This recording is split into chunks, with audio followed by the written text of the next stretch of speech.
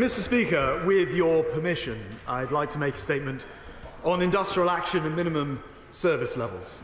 Nurses, paramedics, transport workers are called key workers for a reason. They truly are the lifeblood of the country. Every person sitting in this chamber is grateful for the work and the job that they do, and we agree, and I know everyone will agree with me, that we cannot do without them. So the government will always defend their ability to withdraw their labour. But we also recognise the pressures faced by both those working in the public sector. And yesterday I invited union leaders in for talks across government, and I'm pleased to say we've seen some progress. We want to resolve disputes where possible while delivering what is fair and reasonable to the taxpayer as well. And at the moment, all households are struggling with the repercussions of high inflation caused by COVID and Putin's barbaric invasion of Ukraine, and this government absolutely focused on tackling that. So granting inflation-busting pay deals which step outside of the independent pay review settlement process is not the sensible way to proceed, and it won't provide a fair outcome. What we continue to consult on instead is to find meaningful ways forward for the unions, to work with employers to improve the process and discuss the evidence which we have now submitted. In the meantime, the government also has a duty to protect the public's access to essential public services.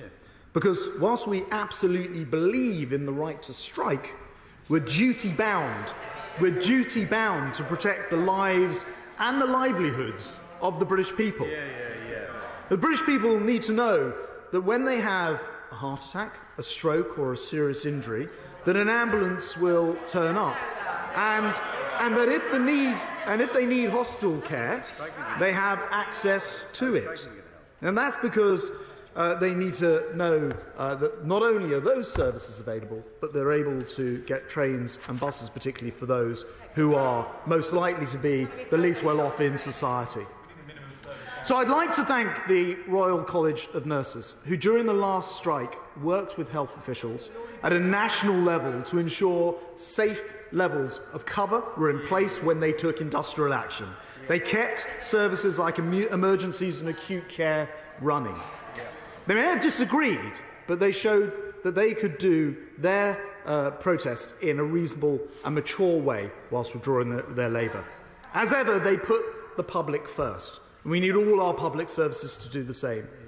A lack of timely cooperation from the ambulance unions meant employers could not reach agreement nationally for minimum safety levels during recent strikes, and health officials were left guessing at the likely minimum coverage, making contingency planning almost impossible and putting everyone's constituents' lives at risk.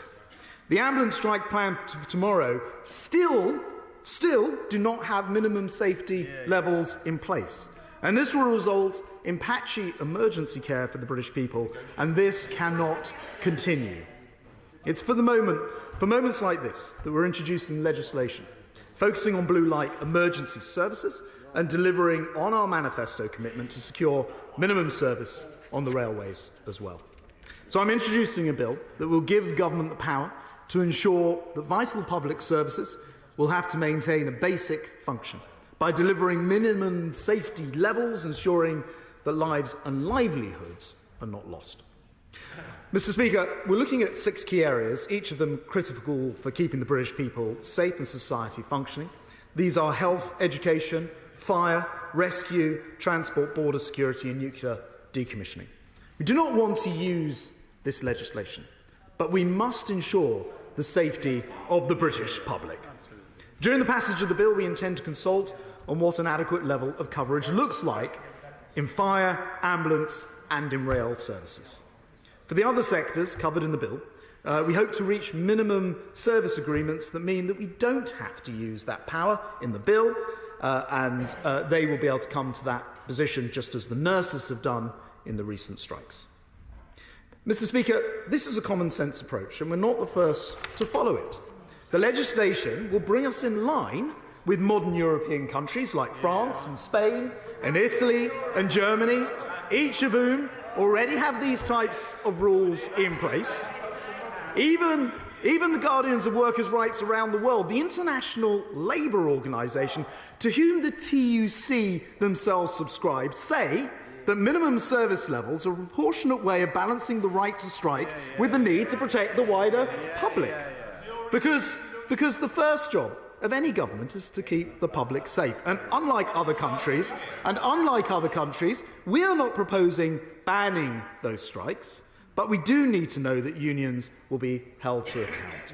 And members of opposition who object to minimum safety levels, well, they'll need to explain, Mr. Speaker, to their constituents why it is that if you had a heart attack, a stroke or life-threatening illness on a strike day, there are no minimum safety standards in place. And Mr. Speaker, I see they don't want to hear it, but they'll also need to explain why their leader, without hearing any of these details, has already promised to stand in the way of this legislation and to repeal minimum safety levels which are in the interests of their own constituents, safety levels that are in place in every other mature European democracy in our neighbours' countries that protect lives and will protect livelihoods in this country. And, Mr. Speaker, that's the difference between Conservative government who take these difficult decisions and protect the welfare of our nation and the opposition who too often appear to be in the pay of their union paymasters. I commend this statement to them.